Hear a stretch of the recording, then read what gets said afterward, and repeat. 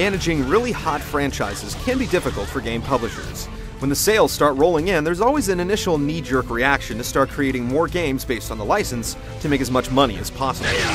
The rub there is that the quality inevitably begins to suffer. Just look at poor old Mega Man. Namco has been smart with its Soul Calibur franchise thus far, only releasing standalone fighting games. But all that changes with Soul Calibur Legends for the Wii. Does this action-adventure set in the Soul Calibur universe continue the tradition of quality, or has this soul burnt out?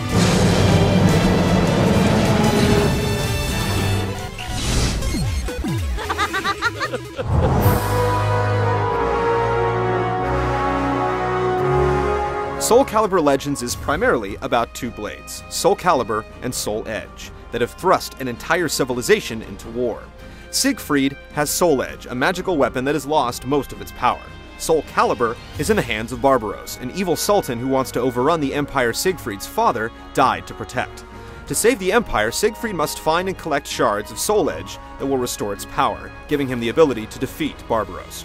Along the way, he'll come into contact with some of the series' signature characters, all with their own motivation for wanting to help him. It's not a bad story, and it certainly provides you with enough incentive to keep on slogging through the combat. Considering the Soul Calibur mythos has been almost as confusing as Metal Gear Solid to this point, it also serves as a nice compendium, filling in some huge gaps and clarifying a lot of confusion.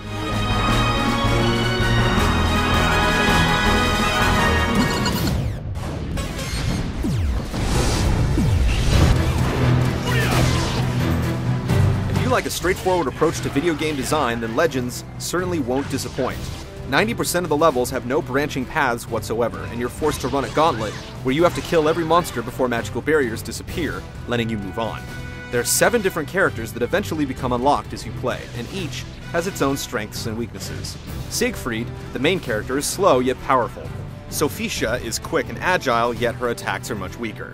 The roster is filled out by stalwarts like Ivy, Mitsurugi, Astaroth, and several more, though undoubtedly one of your favorites didn't make the cut. You choose the level to play from a map screen and then choose 2 characters to take into battle. It's easy to swap between the 2 characters on the fly, and their specific talents come in handy depending on enemy type. As you complete missions, characters will level up, giving them new ranks and weapons. Then each armament can be leveled up individually. Repetition is certainly a part of the equation. You'll take on the same dozen or so enemies over and over, and replay some of the same stages several times. The worst offenders are the defense missions, where you're asked to return to the Empire and repel Barbaros' attack under a strict time limit.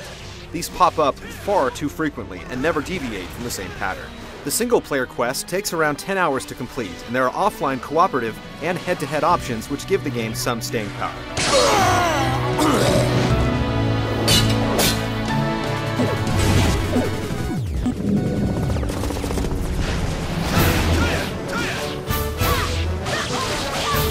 Soul Calibur Legends is a Wii exclusive, so as you might imagine, the swordplay is all mapped to the remote.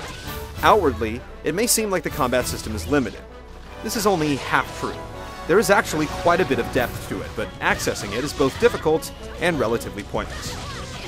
Sword swipes are handled with the Wii remote. Stab it forward, and the character will mimic the move. Swing it upwards, and they'll pull off an upward slash that will send the enemy flying to the sky, making them candidates for juggles. Likewise, if you swipe the remote to one side or another, the character will pull off a clearing strike. When you combine these options with the ability to strafe by pushing the nunchuck to each side and pull off counters, then you have the building blocks for a solid melee engine. The problem is that the gestures aren't always recognized. You really have to accentuate what you're doing for it to work, and when you're taking on half a dozen enemies at once, it isn't really an option. This is all right early on in the game when the enemies are sword fodder, but later on they'll be able to take you down with just a couple of blows, and the lack of response in the controls will force you to spam the jumping downward slash. This attack will basically get you through every traditional battle in the game, and it's a crutch that you will constantly lean on. The infrequent boss fights are a little different. These actually require some semblance of strategy, pattern memorization, and generous use of special attacks, which are governed by a meter at the top of the screen. These encounters are the one thing that will get you through the endless waves of enemies, and ultimately, to the end of the game. Another issue is the camera.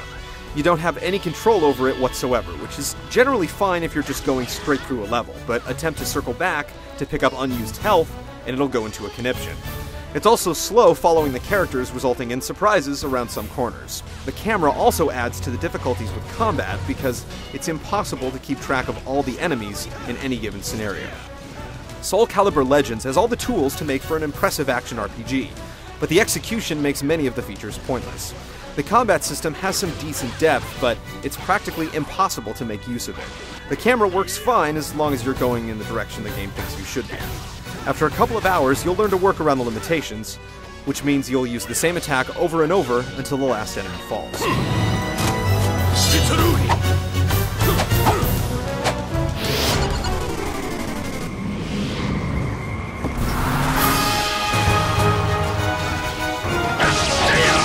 For a series that initially built its reputation on stunning visuals, Soul Calibur Legends is an average-looking game.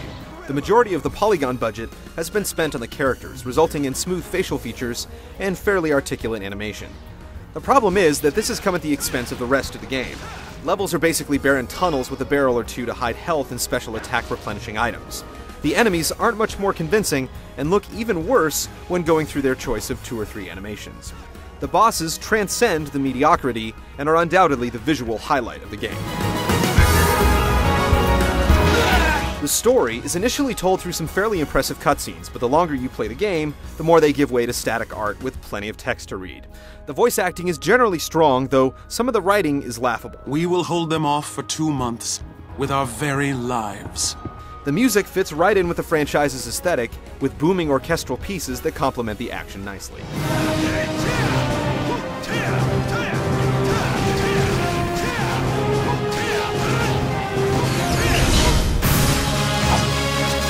Soul Calibur Legends isn't a particularly bad game, but it does absolutely nothing to separate itself from the piles of generic action games on the market. It can become oddly addicting, especially for fans of the franchise, but eventually, the repetition erodes the will to continue. There's some longevity in the form of offline multiplayer, but it's plagued by the same issues the single-player mode suffers from. If you're a fan, it's definitely at least worth a rent, but if you've sharpened your swords on games like Ninja Gaiden, then you're in for a lot of disappointment.